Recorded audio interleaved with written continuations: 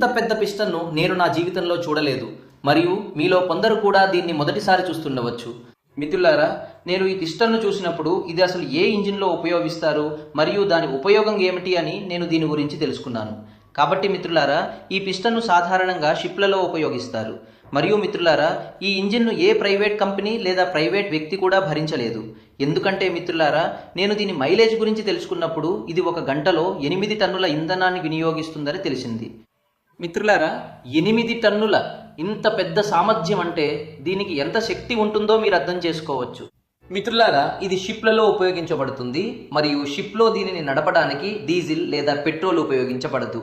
ఒకవేళ మిత్రులారా మనం డీజిల్ లేదా పెట్రోల్ ఉపయోగిస్తే అప్పుడు దీని ఖర్చు చాలా ఎక్కువగా ఉంటుంది. కాబట్టి దీనిని నడపడానికి వీరు ఒక క్రూడ్ ఆయిల్ను ఉపయోగిస్తారు. ఇది శుద్ధి చేసిన నూనె యొక్క వ్యర్థం. మిత్రులారా, ఈ వీడియోలో కొనసాగండి. ఈ వీడియోలో ఈ పిస్టన్ను పగలగొట్టి మన వాహనాల్లో అమర్చబడే చిన్న చిన్న పిస్టన్లు ఎలా తయారు చేయబడతాయో చూపిస్తున్నారు. మిత్రులారా, దీని ఒక పిస్టన్ నుండి వందల కొద్దీ పిస్టన్లు తయారు చేయబడతాయి. అవి మన దైనందిన జీవితంలో మనం రవాణా కోసం ఉపయోగించే వాహనాల్లో వాడబడతాయి. మిత్రులారా, దయచేసి చూడండి.